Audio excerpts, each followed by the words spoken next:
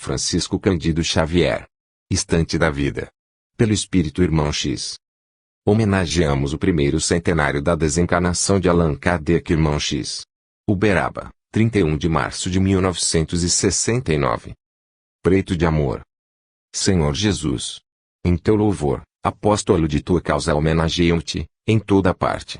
E vamos, por toda parte, os que te ofertam, a riqueza do exemplo, a oficina do lar, o brilho da cultura, o ouro da palavra, a luz da fé viva, as fontes da compreensão, os sonhos da arte, os lauréis da poesia, as obras-primas da bondade, os tesouros da afeto.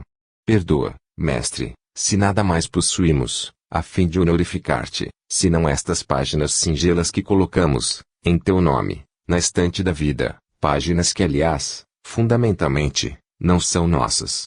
Constituem migalhas de tua glória, humildes reflexos de teus próprios ensinamentos que recolhemos na estrada, em que tentamos, de algum modo, admirar-te e seguir-te. E se assim procedemos, Senhor, trazendo-te em restituição aquilo que te pertence e a que nós todos, os espíritos ainda vinculados à terra, precisamos de ti. Irmão X. Encontro em Hollywood. Caminhávamos, alguns amigos, admirando a paisagem do Wilshire Boulevard, em Hollywood, quando fizemos parada, ante a serenidade do Memorial Park Cemetery, entre o nosso caminho e os jardins de Glendon Avenue. A formosa mansão dos mortos mostrava grande movimentação de espíritos libertos da experiência física, e estranhos. Tudo, no interior, tranquilidade e alegria. Os túmulos simples pareciam monumentos erguidos à paz, induzindo a oração. Entre as árvores que a primavera pintura de verde novo, numerosas entidades iam e vinham, muitas delas escoradas umas nas outras, à feição de convalescentes, sustentadas por enfermeiros em pátio de hospital agradável e extenso. Numa esquina que se alteava com o terreno, duas laranjeiras ornamentais guardavam acesso para o interior de pequena construção que hospeda as cinzas de muitas personalidades que demandaram além, sob o apreço do mundo. A um canto, li a inscrição, igual Marilyn Monroe, 1926 a 1962 igual. Surpreendido, perguntei a Clinton, um dos amigos que nos acompanhavam. Estão aqui os restos de Marilyn, a estrela do cinema, cuja história chegou até mesmo ao conhecimento de nós outros, os desencarnados de longo tempo no mundo espiritual? Sim, respondeu ele, e acentuou com expressão significativa, não se detenha, porém, a tatear-lhe a legenda mortuária. Ela está viva e você pode encontrá-la. Aqui agora. Como? O amigo indicou o frondoso olmo chinês, cuja galharia compõe esmeraldino refúgio no largo recinto, e falou. Ela que descansa, de certo em visita de reconforto e reminiscência. A poucos passos de nós, uma jovem desencarnada, mas ainda evidentemente enferma, repousava a cabeleira loura no colo de simpática senhora que a tutelava. Marilyn Monroe, pois era ela, exibia a face desfigurada e os olhos tristes. Informados de que nos seria lícito abordá-la, para alguns momentos de conversa, aproximando-nos, respeitosos. Clinton fez a apresentação e aduzi. Sou um amigo do Brasil que deseja ouvi-la. Um brasileiro a procurar-me, depois da morte? Sim, e por que não? Acrescentei, a sua experiência pessoal interessa a milhões de pessoas no mundo inteiro. E o diálogo prosseguiu. Uma experiência fracassada. Uma lição talvez. Em que lhe poderia ser útil. A sua vida influenciou muitas vidas e estimaríamos receber ainda que fosse um pequeno recado de sua parte para aqueles que lhe admiraram os filmes e que lhe recordam no mundo a presença marcante. Quem gostaria de acolher um grito de dor? A dor instrui. Fui mulher como tantas outras e não tive tempo e nem disposição para cogitar de filosofia. Mas fale mesmo assim. Bem, diga então às mulheres que não se iludam a respeito de beleza e fortuna, emancipação e sucesso. Isso dá popularidade e a popularidade é um trapézio no qual raras criaturas conseguem dar espetáculos de grandeza moral, incessantemente, no circo do cotidiano. Admite, desse modo, que a mulher deve permanecer no lar, de maneira exclusiva. Não tanto. O lar é uma instituição que pertence à responsabilidade tanto da mulher quanto do homem. Quero dizer que a mulher lutou durante séculos para obter a liberdade. Agora que a possui nas nações progressistas, é necessário aprender a controlá-la. A liberdade é um bem que reclama senso de administração, como acontece ao poder, ao dinheiro, à inteligência. Pensei alguns momentos na fama daquela jovem que se apresentara à terra inteira, dali mesmo, em Hollywood, e a juntei. Miss Monroe, quando se refere à liberdade da mulher, você quer mencionar a liberdade do sexo? Especialmente. Por quê? Concorrendo sem qualquer obstáculo ao trabalho do homem, a mulher, de modo geral, se julga com direito a qualquer tipo de experiência e, com isso, na maioria das vezes, compromete as bases da vida. Agora que regressei à espiritualidade, compreendo que a reencarnação é uma escola com muita dificuldade de funcionar para o bem, toda vez que a mulher foge à obrigação de amar, nos filhos, a edificação moral a que é chamada. Deseja dizer que o sexo pode ser comparado à porta da vida terrestre, canal de renascimento e renovação, capaz de ser guiado para a luz ou para as trevas, conforme o rumo que se lhe dê. Seria possível clarear um pouco mais este assunto? Não tenho expressões para falar sobre isso com o esclarecimento necessário. No entanto, proponho-me afirmar que o sexo é uma espécie de caminho sublime para a manifestação do amor criativo, no campo das formas físicas e na esfera das obras espirituais, e, se não for respeitado por uma sensata administração dos valores de que se constitui, venha a ser naturalmente tumultuado pelas inteligências animalizadas que ainda se encontram nos níveis mais baixos da evolução. Miss Monroe, considerei, encantado, em lhe ouvindo os conceitos, devo asseverar-lhe, não sem profunda estima por sua pessoa, que o suicídio não lhe alterou a lucidez. A tese do suicídio não é verdadeira como foi comentada, acentuou ela sorrindo. Os vivos falam acerca dos mortos o que lhes vem à cabeça, sem que os mortos lhe possam dar a resposta devida, ignorando que eles mesmos, os vivos, se encontrarão, mais tarde, diante de si mesmo problema. A desencarnação me alcançou através de tremendo processo obsessivo. Em verdade, na época, me achava sob profunda depressão. Desde menina, sofri altos e baixos, em matéria de sentimento, por não saber governar a minha liberdade. Depois de noites horríveis, nas quais me sentia desvairar, por falta de orientação e de fé, ingeri, quase semi-inconsciente, os elementos mortíferos que me expulsaram do corpo, na suposição de que tomava uma simples dose de pílulas mensageiras do sono. Conseguiu dormir na grande transição? De modo algum. Quando minha governanta bateu a porta do quarto, inquieta ao ver a luz acesa, acordei às súbitas da sonolência que me confiara, sentindo-me duas pessoas a um só tempo. Gritei apavorada, sem saber, de imediato, identifica-me, porque lograva mover-me e falar, ao lado daquela outra forma, a vestimenta carnal que eu largara. Infelizmente para mim, o aposento abrigava alguns malfeitores desencarnados que, mais tarde, vim a saber, me dilapidavam as energias. Acompanhei, com indescritível angústia, o que se seguiu com o meu corpo inerme. Entretanto, isso faz parte de um capítulo do meu sofrimento que lhe peço permissão para não relembrar. Ser-lhe-á possível explicar-nos por que terá experimentado essa agudeza de percepção, justamente no instante em que a morte, de modo comum, traz anestesia e repouso. Efetivamente, não tive a intenção de fugir da existência, mas, no fundo, estava em curso ao suicídio indireto. Malbaratara minhas forças, em nome da arte, entregara-me a excessos que me arrasaram as oportunidades de elevação. Ultimamente, fui informada por amigos daqui de que não me foi possível descansar, após a desencarnação, enquanto não me desvencilhei da influência perniciosa de espíritos vampirizadores a cujos propósitos eu aderira, por falta de discernimento quanto às leis que regem o equilíbrio da alma. Compreendo que dispõe agora de valiosos conhecimentos, em torno da obsessão. Sim, creio hoje que a obsessão, entre as criaturas humanas, é um flagelo muito pior que o câncer. Peçamos a Deus que a ciência no mundo se decida a estudar-lhe os problemas e resolvê-los. A entrevistada mostrava sinais de fadiga e, pelos olhos da enfermeira que lhe guardava a cabeça no regaço amigo, percebi que não me cabia avançar. Miss Monroe, concluí, foi um prazer para mim este encontro em Hollywood. Podemos, acaso, saber quais são, na atualidade, os seus planos para o futuro? Ela emitiu um novo sorriso, em que se misturavam a tristeza e a esperança, manteve silêncio por alguns instantes e afirmou, na condição de doente, primeiro, quero melhorar-me. Em seguida, como aluna no educandário da vida, preciso repetir as lições e provas em que falhei. Por agora, Não devo e nem posso ter outro objetivo que não seja reencarnar, lutar, sofrer e reaprender. Pronunciei algumas frases curtas de agradecimento e despedida e ela agitou a pequenina mão num gesto de adeus. Logo após, alinharei estas notas, à guisa de reportagem, a fim de pensar nas bênçãos do espiritismo evangélico e na necessidade da sua divulgação. 2. Depoimento. Aqui vai, meu amigo, a entrevista rápida que você solicitou ao velho jornalista desencarnado com uma suicida comum. Sabe você, quanto eu, que não existem casos absolutamente iguais. Cada um de nós é um mundo por si. Para nosso esclarecimento, porém, devo dizer-lhe que se trata de jovem senhora que, há precisamente 14 anos, largou o corpo físico, por deliberação própria, ingerindo formicida.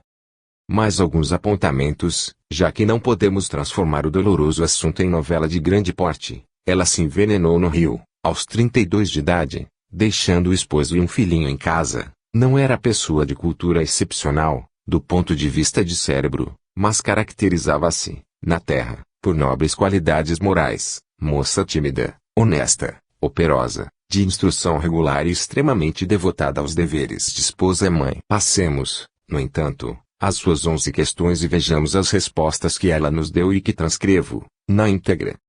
A irmã possuía alguma fé religiosa, que lhe desse convicção na vida depois da morte.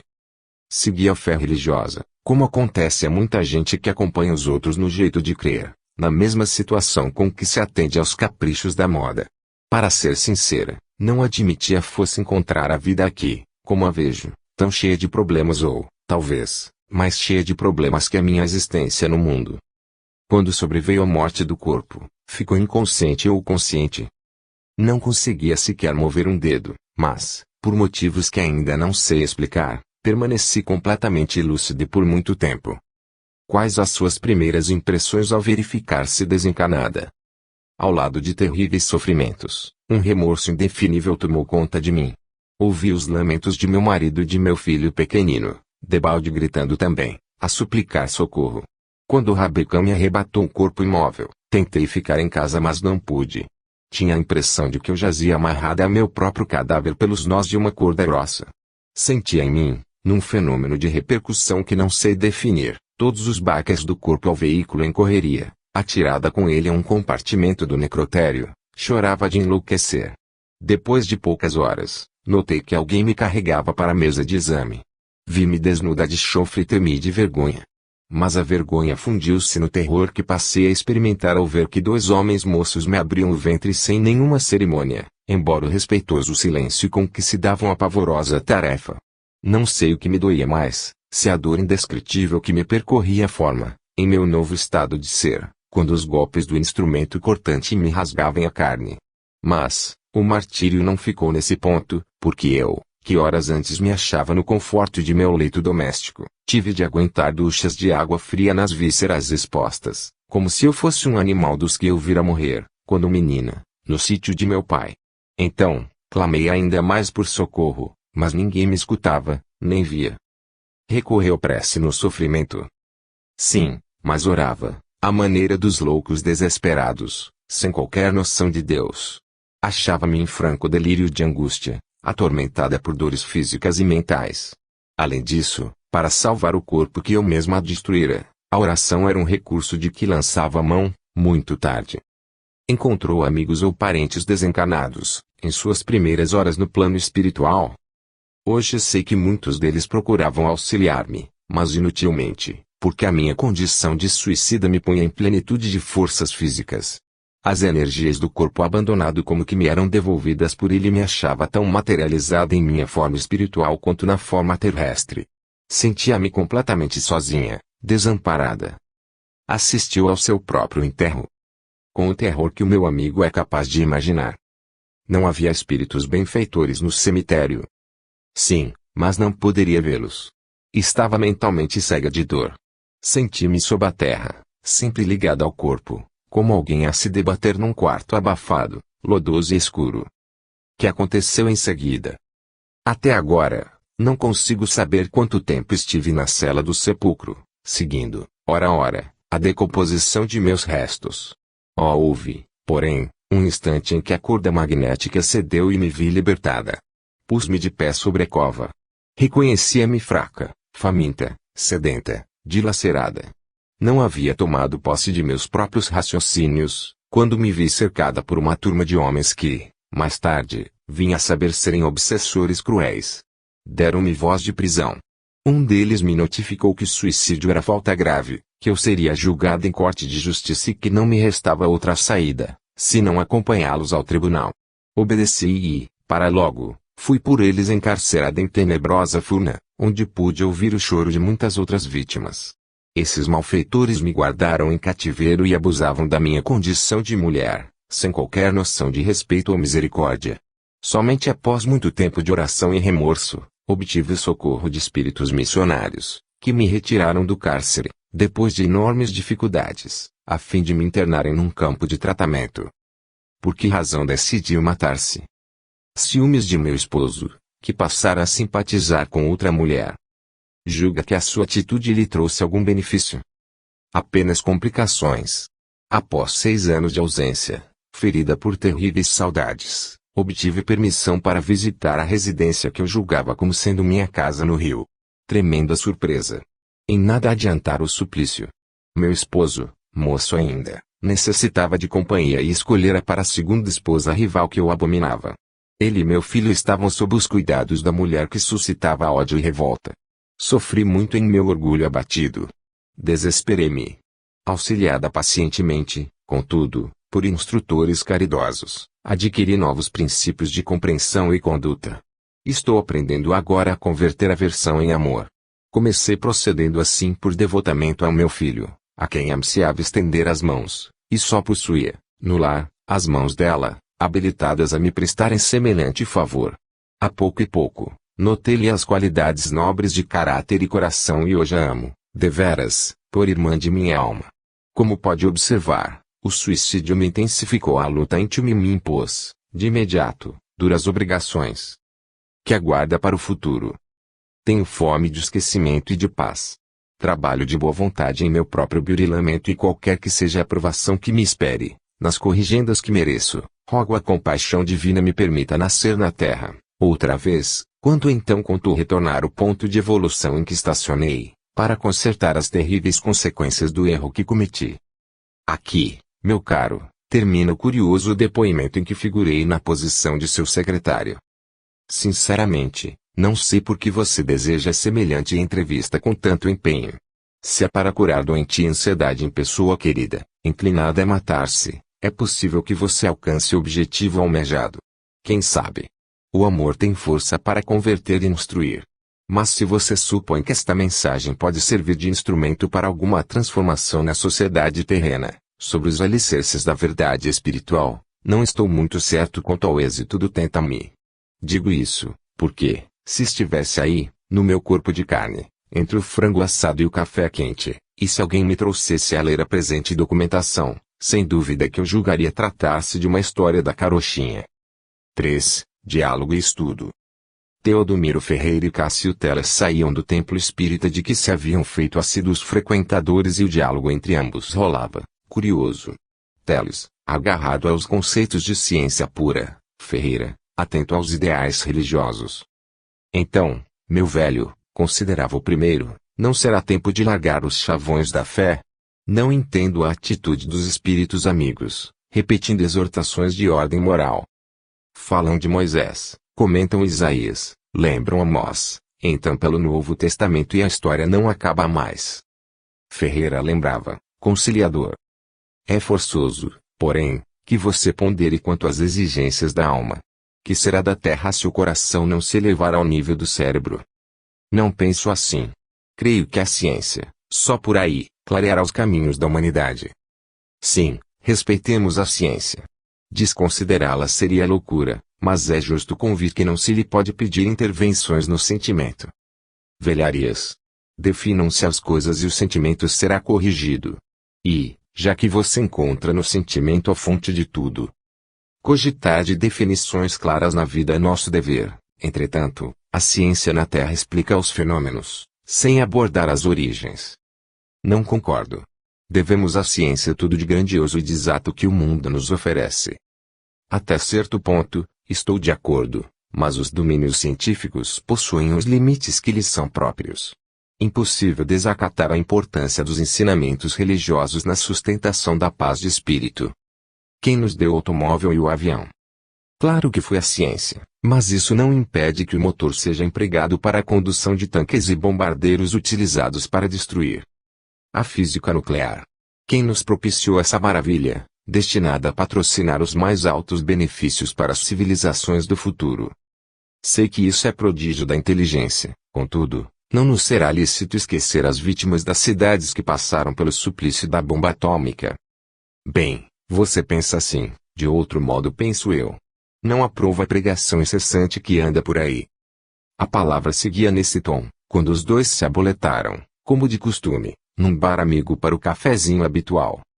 O garçom e aí vinha, quando, à frente deles, o televisor exibiu a figura de conhecido repórter, que passou ao seguinte noticiário, lendo expressiva nota da imprensa. O mundo atual sofre o risco de ser destruído pela sua própria grandeza no campo da inteligência. O perigo mais insidioso, talvez, é que numerosas conquistas científicas, realizadas com intentos de paz, possam ser empregadas, de um instante para outro, nos objetivos de guerra. As descobertas na biologia molecular são utilizáveis no desenvolvimento de agentes letais e aquelas que se relacionam com as drogas abrem horizontes à ofensiva psicoquímica. Sabe-se que as armas biológicas, em forma de spray, são de fácil confecção, com possibilidades de espalhar a peste sobre homens e animais. A chamada febre de coelhos, conduzida por uma tonelada de spray, através de nuvens, dirigidas pelo vento, pode anular a resistência de milhões de pessoas. Um homem só, carregando pequena maleta de vírus, é capaz de contaminar as reservas de água endereçada à manutenção de grande cidade, conturbando-lhe a vida. Está demonstrando ainda que, com recursos microbianos, é possível, em pouco tempo, enlouquecer populações maciças.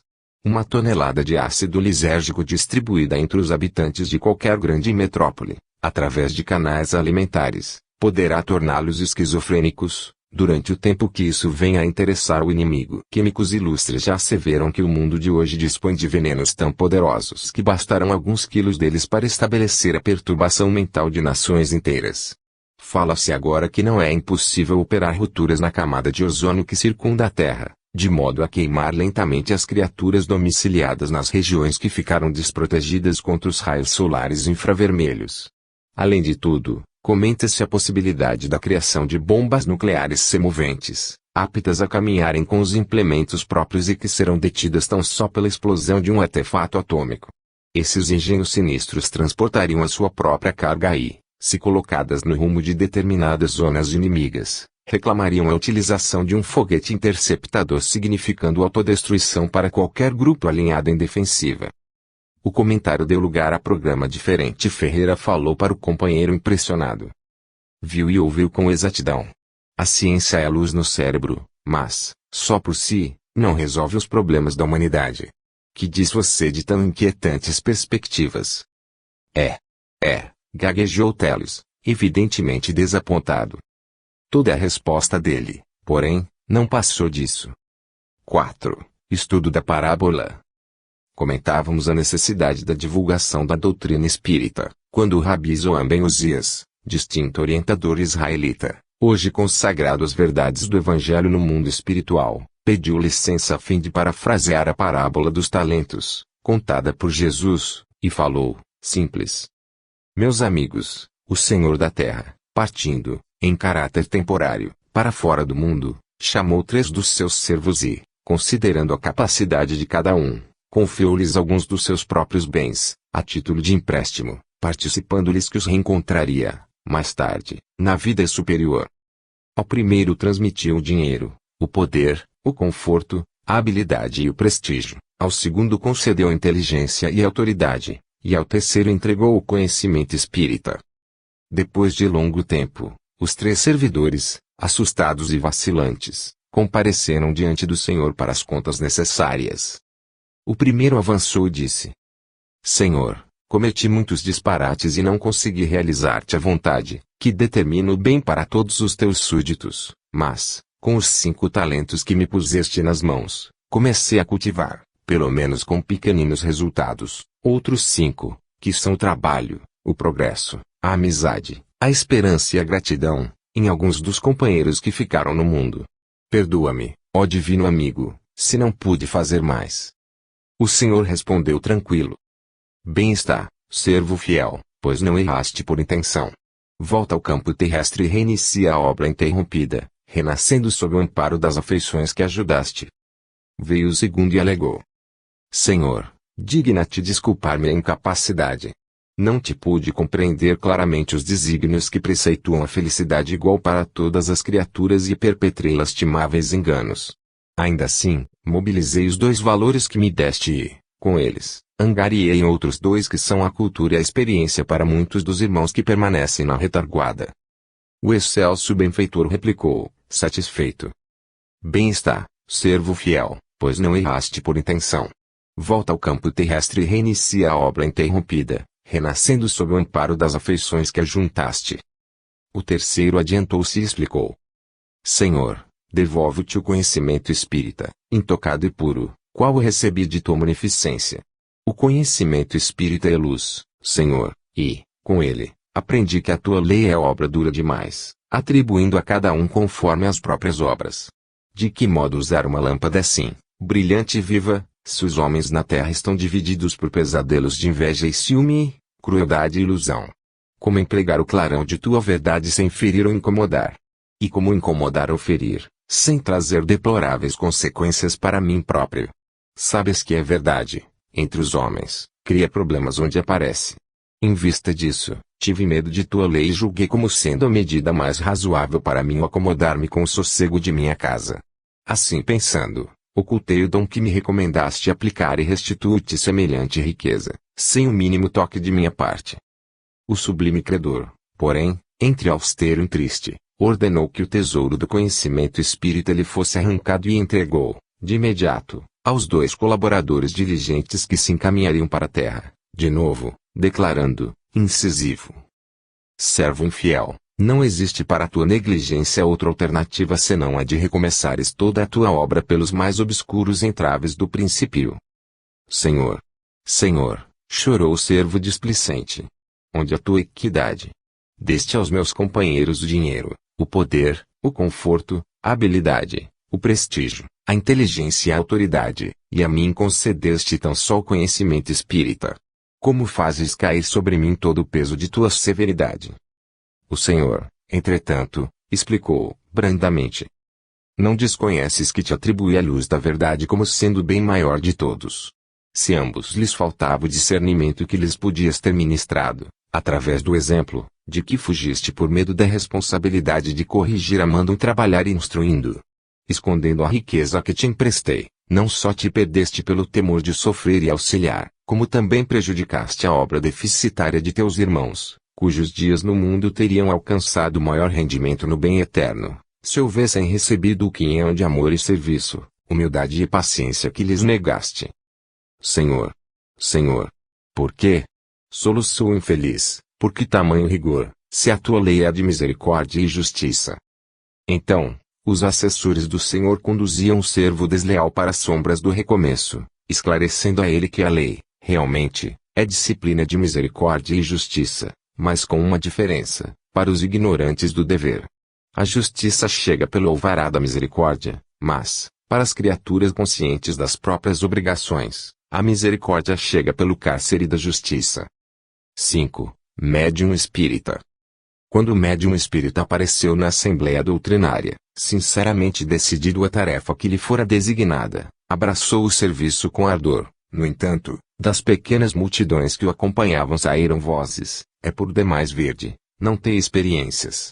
O ceareiro do bem assumiu ares de adulto e adotou costumes austeros e mostrou-se entusiasta, mas ouvir novo conceito é um temperamento perigoso, entregue à chocarrice.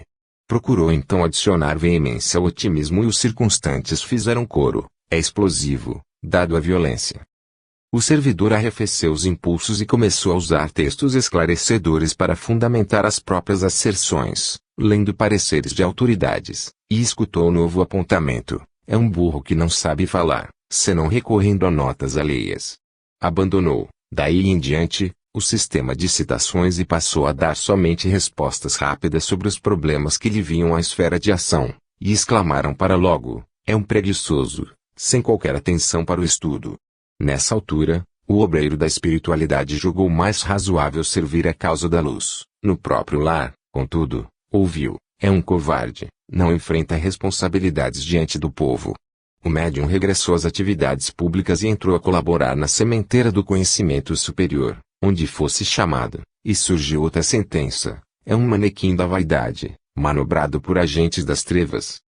O atormentado trabalhador procurou evitar discussões e escolheu atitude de reserva, falando apenas em torno das questões mais simples da edificação espiritual, e comentou-se: é mole demais, sem qualquer fibra moral para os testemunhos de fé.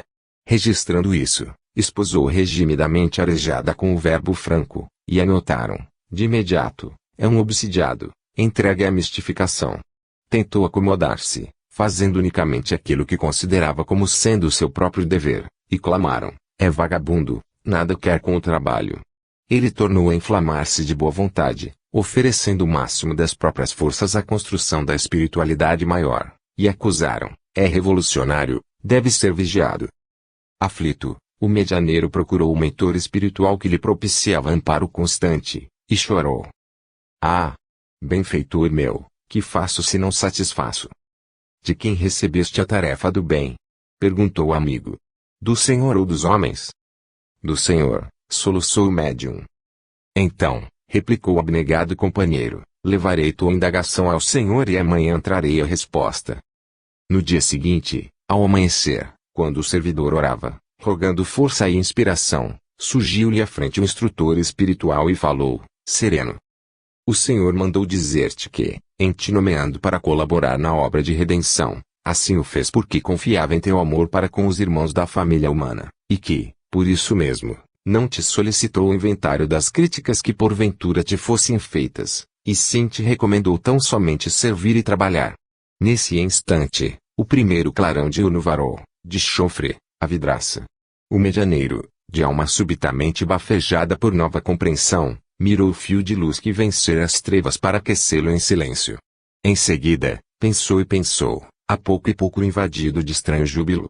Desde então, o médium espírita ouvidou a si mesmo e aprendeu com o raio de sol que a sua força vinha do Senhor e que a sua felicidade se resumia em servir e servir, trabalhar e trabalhar.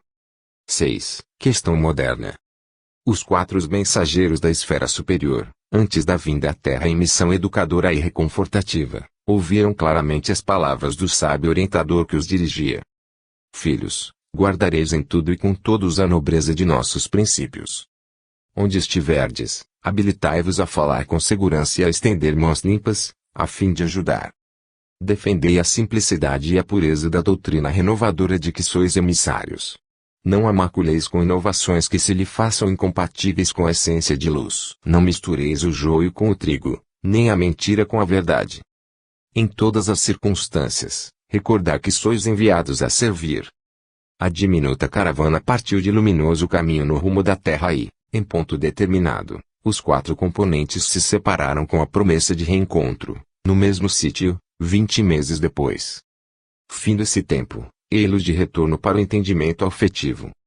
Vinham, no entanto, fatigados, desiludidos.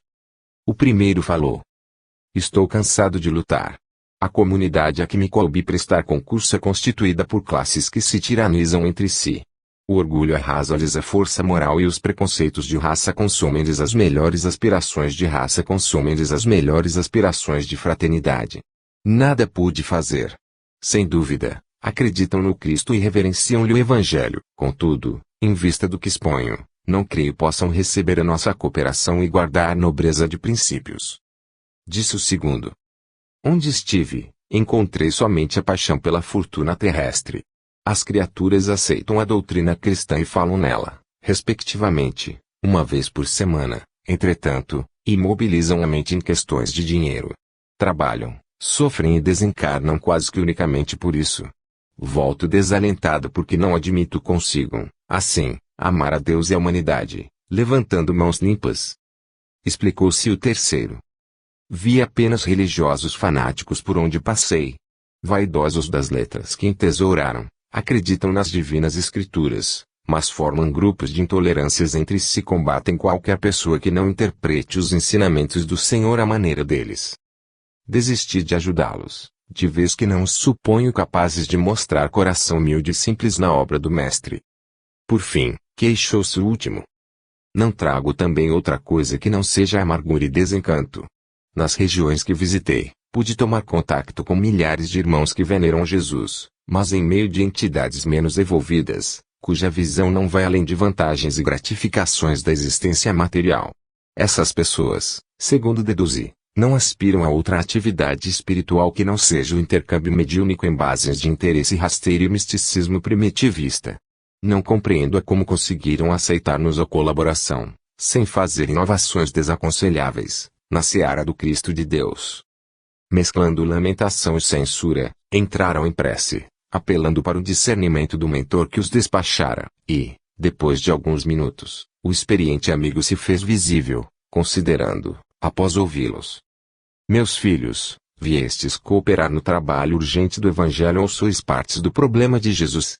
Devemos guardar nobreza de princípios, movimentar mãos limpas, conservar simplicidade e evitar inconveniências na construção do reino do Senhor, mas, sem dúvida, instruindo os nossos companheiros de humanidade para que façam o mesmo, através de paciência, esforço, boa palavra e exemplo edificante. Que dizer do médico decidido a fugir do enfermo que lhe espera os cuidados, sob a desculpa de que o irmão necessitado é portador de doença? Saberemos nós algo de útil sem que alguém nos haja ensinado? A evangelização é empresa de amor. Como reclamar virtudes alheias sem ajudar a levantá-las? Onde nos será possível encontrar aperfeiçoamento e renovação sem que nos disponhamos a servir? E não será para servir melhor que o Senhor nos auxilie e nos induza a melhor conhecer? Retomemos as nossas obrigações e sejamos fiéis. Calou-se o orientador e, percebendo que ele se aprestava a partir, de regresso à espiritualidade maior, um dos tarefeiros inquiriu, aflitivamente: Generoso amigo, uma palavra a mais. Sintetizai para nós alguma derradeira advertência que nos possa manter o raciocínio claro na ação justa. Socorrei-nos. Deixai-nos um conselho, uma frase que nos sirva de luz na hora da indecisão. O mentor fixou, de maneira expressiva, a reduzida assembleia e concluiu: Ah! Meus filhos! Meus filhos! Somos chamados a desenvolver a sementeira e a colheita do Evangelho, onde a sementeira e a colheita do Evangelho se encontrem. Em verdade, pouco podeis contra a escuridão do materialismo, quando a escuridão do materialismo animaliza as criaturas. Estejamos, porém, convencidos de que, onde esse ou aquele grupo humano demonstre sinceridade e boa consciência, qualquer serviço por Jesus e em nome de Jesus será sempre melhor do que nada. 7. O anjo e o malfeitor. O mensageiro do céu volveu do alto a sombrio vale do mundo, em apoio de centenas de criaturas mergulhadas na enfermidade e no crime, na miséria e na ignorância, e, necessitando de concurso alheio para estender socorro urgente, começou por recorrer à publicação de apelos do próprio Evangelho, induzindo corações, em nome do Cristo, à compaixão e à caridade. Entretanto, por que tardasse qualquer resultado concreto, de vez que todos os habitantes do vale se comoviam com as legendas, mas não se encorajavam a menor manifestação de amparo ao próximo, o enviado celestial, convicto de que fora recomendado pelo Senhor a servir e não a questionar, julgou mais acertado assumir a forma de um homem e solicitar sem delegar o apoio de alguém que lhe pudesse prestar auxílio. Materializado a preceito, procurou pela colaboração dos homens considerados mais responsáveis. Humilde e resoluto, repetia sempre o mesmo convite à prática evangélica, registrando respostas que o surpreendiam pela diferença. O virtuoso: não posso manchar meu nome em contacto à prática evangélica, registrando respostas que o surpreendiam pela diferença. O sábio: cada qual está na colheita daquilo que semeou. Falta-me tempo para ajudar vagabundos, voluntariamente distanciados da própria restauração. O prudente: não posso arriscar minha posição dificilmente conquistada, na intimidade de pessoas que me prejudicariam a estima pública. O filantropo: dou o dinheiro que seja necessário, mas de modo algum me animaria a lavar feridas de quem quer que seja. O pregador: que diriam de mim se me vissem na companhia de criminosos? O filósofo: nunca desceria a semelhante infantilidade. Aspiro a alcançar as mais altas revelações do universo. Devo estudar infinitamente. Além disso, estou cansado de saber que, se não houvesse sofrimento, ninguém se livraria do mal. O pesquisador da verdade, não sou a pessoa indicada. Caridade é capa de muitas dobras, que tanto acolhe o altruísmo quanto a fraude. Não me incomode. Procuro tão somente as realizações essenciais. Desencanto. O mensageiro bateu à porta de conhecido malfeitor, aliás, a pessoa menos categorizada para a tarefa, e reformulou a solicitação. O convidado, embora os desajustes íntimos, considerou, de imediato, a honra que o senhor lhe fazia, propiciando-lhe o ensejo de operar no levantamento do bem geral, e meditou, agradecido, na infinita bondade que o arrancava da condenação para o favor do serviço. Não vacilou. Seguiu aquele desconhecido de maneiras fraternais que lhe pedia cooperação e entregou-se decididamente ao trabalho. Em pouco tempo, conheceu a fundo o martírio das mãos desamparadas, entre a doença e a penúria, carregando órfãos de pais vivos, o pranto das viúvas relegadas à solidão, as aflições dos enfermos que esperavam a morte nas áreas de ninguém, a tragédia das crianças abandonadas, o suplício dos caluniados sem defesa, os problemas terríveis dos obsidiados sem assistência, a mágoa das vítimas dos preconceitos levados ao exagero pelo orgulho social, a angústia dos sofredores caídos em desespero pela ausência de fé. Modificado nos mais profundos sentimentos, o ex-malfeitor consagrou-se ao alívio e à felicidade dos outros, e, percebendo necessidades e provações que não conhecia, procurou instruir-se e aperfeiçoar-se. Com 40 anos de abnegação, adquiriu as qualidades básicas dos virtuosos, os recursos primordiais do sábio, o equilíbrio do prudente, as facilidades econômicas do filantropo, a competência do pregador, a acuidade mental do filósofo e os altos pensamentos do pesquisador da verdade. Quando largou o corpo físico, pela desencarnação, espírito lucificado no cadinho da própria regeneração, ao calor do devotamento ao próximo, entrou vitoriosamente no céu, para ascensão a outros céus. Um dia, chegaram ao limiar da esfera superior o virtuoso, o sábio, o prudente, o filantropo, o pregador, o filósofo e o pesquisador da verdade. Examinados na justiça divina, foram considerados dignos perante as leis do Senhor. Entretanto, para o mérito de seguirem adiante, luzes acima, faltava-lhes trabalhar na seara do amor aos semelhantes. Enquanto na terra, não haviam desentranhado os tesouros que Deus lhes havia conferido em benefício dos outros, cabia-lhes, assim, o dever de regressar às lides da reencarnação, mas, porque haviam abraçado conduta respeitável no mundo, o virtuoso receberia, na existência vindoura, mais veneração, o sábio mais apreço, o prudente mais serenidade, o filantropo mais dinheiro, o pregador mais inspiração, o filósofo mais discernimento e o pesquisador da verdade mais luz. Observando, porém, que o malfeitor, sobejamente conhecido deles todos, vestia alva túnica resplendente, funcionando entre os agentes da divina justiça, começaram a discutir entre si, incapazes de reconhecer que na obra do amor qualquer filho de Deus encontra os instrumentos e caminhos da própria renovação. Desalentados, passaram a reclamar. Em nome dos companheiros, o virtuoso aproximou-se do orientador maior que lhes revisava os interesses no plano espiritual e indagou: Venerável juiz, por que motivo um malfeitor atravessou, antes de nós, as fronteiras do céu? O magistrado, porém, abençoou-lhe a inquietação com um sorriso e informou, simplesmente: serviu. 8. O mensageiro da estrada. Mediunidade a serviço dos semelhantes. Diz você que isso custa caro, e falha em renúncia e problemas pessoais. Mas, esquecer-se-á você dos benefícios que os dotes medianímicos trazem a todos aqueles que os mobilizam na extensão das boas obras? Olvidará quantas vezes a empresa do bem lhe arrebatou o coração às garras do mal. Pense nisso, meu caro missivista, e não atire fora as suas vantagens que superam de muitos obstáculos que, porventura, lhe estorvem a vida. A esse respeito, conto a você, em versão nova, uma lenda antiga que corre o mundo cristão, desde longo tempo. Certo homem, que se reencarnara a fim de educar-se em duras provas, quais sejam enfermidades, abandono e solidão, montou a choupana que lhe serviria de casa à beira de estrada deserta e poeirenta, a cavaleiro de fundo vale, onde uma fonte permanente mantinha no chão seco larga faixa de verdura. Viajores iam e vinham e, fossem eles ocupantes de carruagens, ou simplesmente pobres romeiros a pé, Eles que paravam junto ao casebre, contentes e agradecidos por encontrarem, ali, com o homem solitário, uma bênção muito rara na região, a água pura.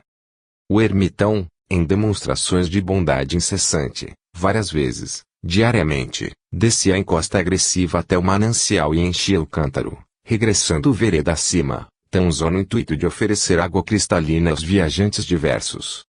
Na faina de auxiliar, entrou em contato com o espírito angélico a quem o Senhor incumbira de velar por todos os que transitassem pela extensa rodovia, e o eremita, profundamente emocionado e feliz, passou a chamar-lhe anjo da estrada. Estabeleceu-se para logo, entre os dois, suave convívio.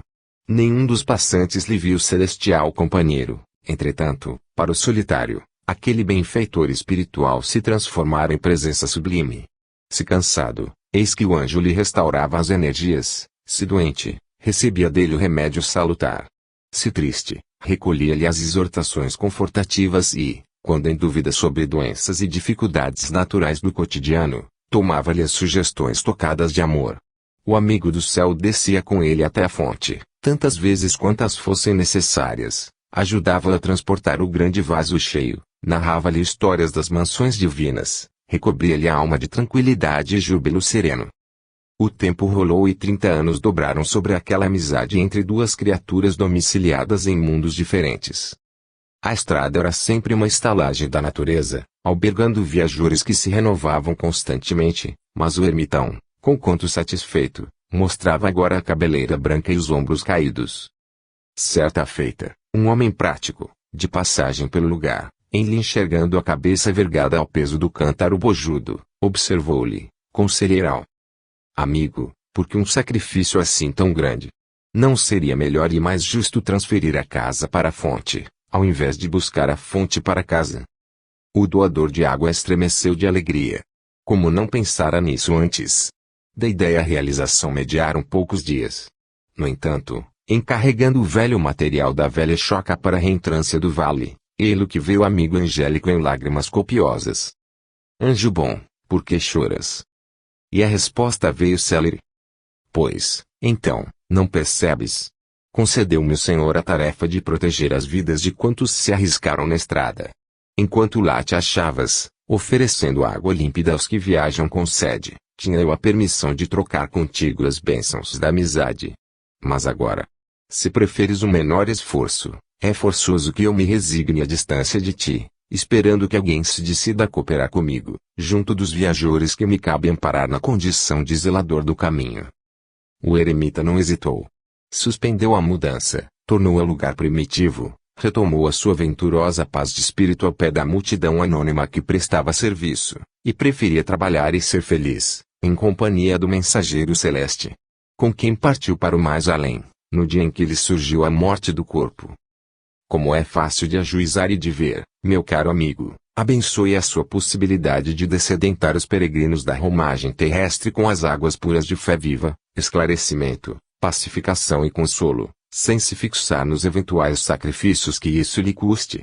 Você compreenderá, um dia, que vale muito mais livrar-se alguém de aflições e tentações, junto dos espíritos benevolentes e amigos, que viver à conta de nossas próprias imperfeições das existências passadas, e que é muito melhor desencarnar sofrendo, mas servindo ao próximo, em favor da própria libertação espiritual, que ter de acompanhar o desgaste repelente do corpo, a pouco e pouco, em facilidade e descanso, para afundar, de novo, no momento da morte, na corrente profunda de nossas paixões e desequilíbrios.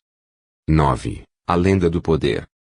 A Assembleia Familiar comentava a difícil situação dos espíritos revoltados que se habituam ao azedume crônico por vasta fieira de encarnações sucessivas, quando João de Cotiana, experimentado instrutor de cristãos desencarnados, nas regiões da Bulgária, contou-nos, entre sensato e otimista: temos nós antiga lenda que adaptarei ao nosso assunto para devida meditação.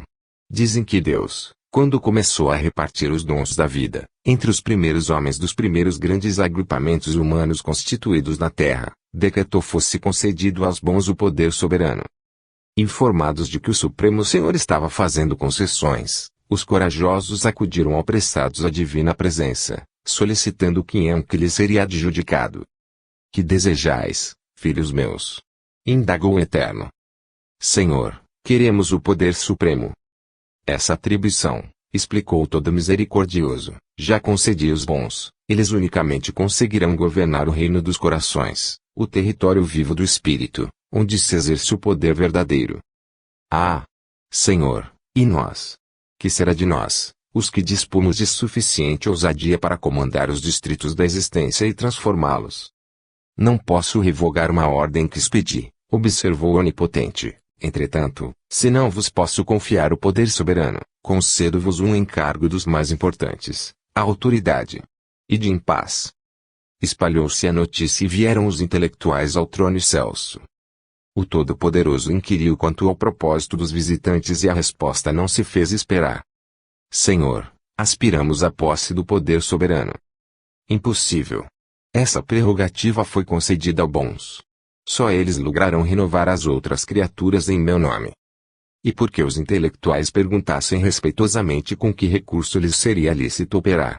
Deus entregou-lhes o domínio da ciência. Veio, então, a vez dos habilidosos.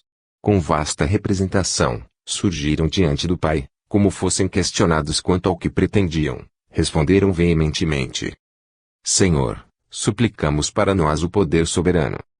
O Todo-Bondoso relacionou a impossibilidade de atender, mas deu-lhes o engenho. Depois, acorreram os imaginosos ao sagrado recinto e esclareceram que contavam para eles com a mesma cobiçada atribuição. O Todo-Amoroso respondeu pela negativa afetuosa, no entanto, brindou-os com a luz da arte. Logo após, os devotados chegaram ao augusto cenáculo e rogaram igualmente se lhes conferisse a faculdade do mando, e recolheram a mesma recusa, em termos de extremado carinho. Contudo, o Todo Misericordioso outorgou-lhes o talento bendito do trabalho.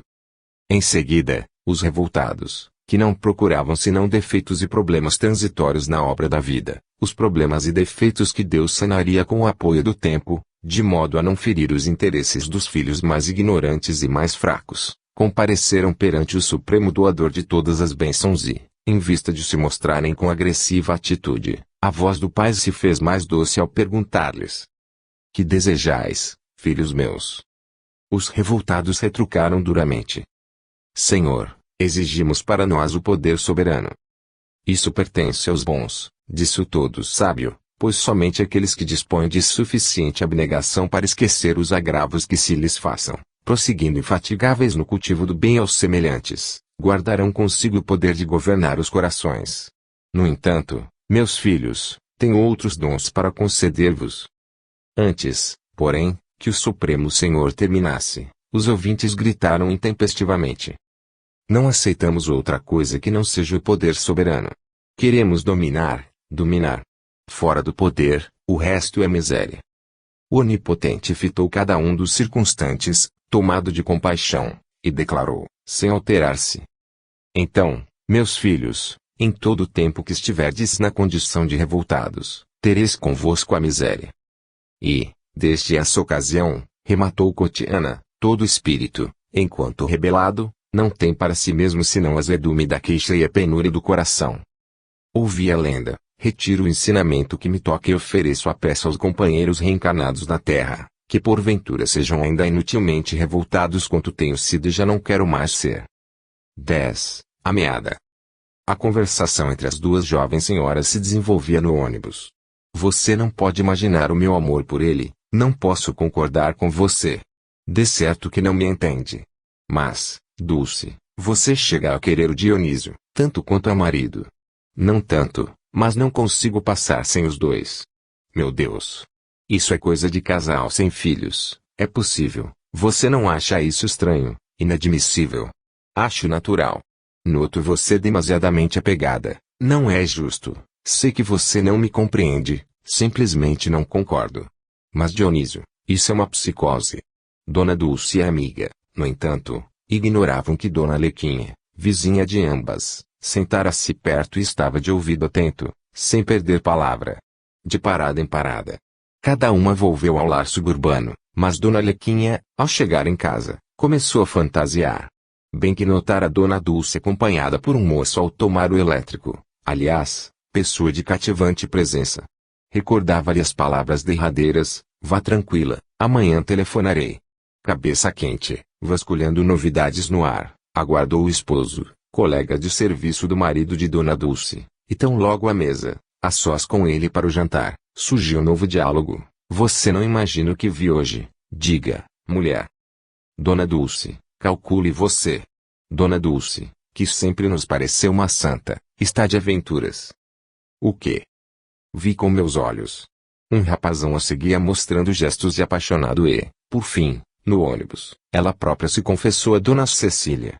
Chegou a dizer que não consegue viver sem um marido e sem o outro. Uma calamidade. Ah! Mas isso não fica assim, não. Júlio é o meu colega e Júlio vai saber. A conversa transitou através de comentários escusos e, no dia imediato, pela manhã, na oficina, o amigo ouviu do amigo desabafo em tom sigiloso. Júlio, você me entende. Somos companheiros e não posso enganá-lo. O que vou dizer representa um sacrifício para mim, mas falo para seu bem. Seu nome é limpo demais para ser desrespeitado, como estou vendo. Não posso ficar calado por mais tempo. Sua mulher. E o esposo escutou a denúncia, longamente cochichada, qual se lhe enterrassem afiada lâmina no peito. Agradeceu, pálido. Em seguida, pediu licença ao chefe para ir a casa, alegando um pretexto qualquer. No fundo, porém, ansiava por um entendimento com a esposa, aconselhá-la, saber o que havia de certo. Deixou o serviço, no rumo do lar e, aí chegando, penetrou a sala, agoniado. Estacou, de improviso. A companheira falava, despreocupadamente, ao telefone, no quarto de dormir. Ah! Sim, não há problema, hoje mesmo. Às 3 horas. Meu marido não pode saber. Júlio retrocedeu, à maneira de cão espantado. Sob enorme hesitação, tornou à rua. Logo após, notificou na oficina em que se achava doente e pretendia medicar-se. Retornou a casa e tentou o almoço, em companhia da mulher que, em vão, procurou fazê-lo sorrir. Acabrunhado, voltou a perambular pelas vias públicas e, poucos minutos depois das 3 da tarde, entrou sutilmente no lar. Aflito, mentalmente descontrolado, entreabriu devagarinho a porta do quarto e viu, agora positivamente aterrado, um rapaz em mangas de camisa, a inclinar-se sobre o seu próprio leito. De imaginação envenenada, concebeu a pior interpretação. O pobre operário recusou em delírio e, à noite, foi encontrado morto num pequeno galpão dos fundos. Enforcara-se em desespero. Só então, ao choro de Dona Dulce, o mexerico foi destrinçado. Dionísio era apenas o belo gatinho angorá que a desolada senhora criava com estimação imensa. O moço que a seguira até o ônibus era o veterinário, a cujos cuidados profissionais confiara ela o animal doente. O telefonema era baseado na encomenda que Dona Dulce fizera de um colchão de molas, ao gosto moderno, para uma afetuosa surpresa ao marido, e o rapaz que se achava no aposento íntimo do casal era, nem mais nem menos, o empregado da casa de móveis que viera ajustar o colchão referido ao leito de grandes proporções. A tragédia, porém, estava consumada e Dona Lequinha, diante do suicídio exposto à visitação, comentou, baixinho, para a amiga de lado, que o homem precipitado. Morrer por uma bobagem. A gente fala certas coisas, só por falar. 11. Lição viva. A caminho do aeroporto, Aristeu Soares comentava com o amigo Alcides Mota os ensinamentos recolhidos na reunião mediúnica da véspera, e estabeleceu-se, de pronto, curioso diálogo. Creio absolutamente importuna qualquer pregação tendente a ferir-nos independência, falava Soares, decidido. Mas, volvia Mota, reticencioso. O assunto não comporta evasivas. Os espíritos amigos que se comuniquem, que consolem, que instruam, no entanto, nada de fabricarem freios psicológicos, copiando as religiões do passado. Mas, estamos no estágio da reencarnação, à maneira de alunos na escola. Não sabemos tudo e nem dispensamos o auxílio de professores que nos apontem o caminho certo, para que venhamos errar o menos possível. Ninguém aprende sem experimentar a lição por si próprio. A função do ensino será, de certo, conduzir-nos à experiência sem quedas desnecessárias. Você está procurando subterfúgios? Não, meu caro, compreendamos que os bons espíritos nos ajudam sem coação. A lei de Deus nos conclama a viver hoje de modo mais elevado que antes. Você, claro, não quererá repetir as mesmas faltas de passadas reencarnações. Isso é outra coisa. O ensinamento é a luz para o íntimo. Concordo em que os benfeitores espirituais nos eduquem os sentimentos, entretanto, a meu ver,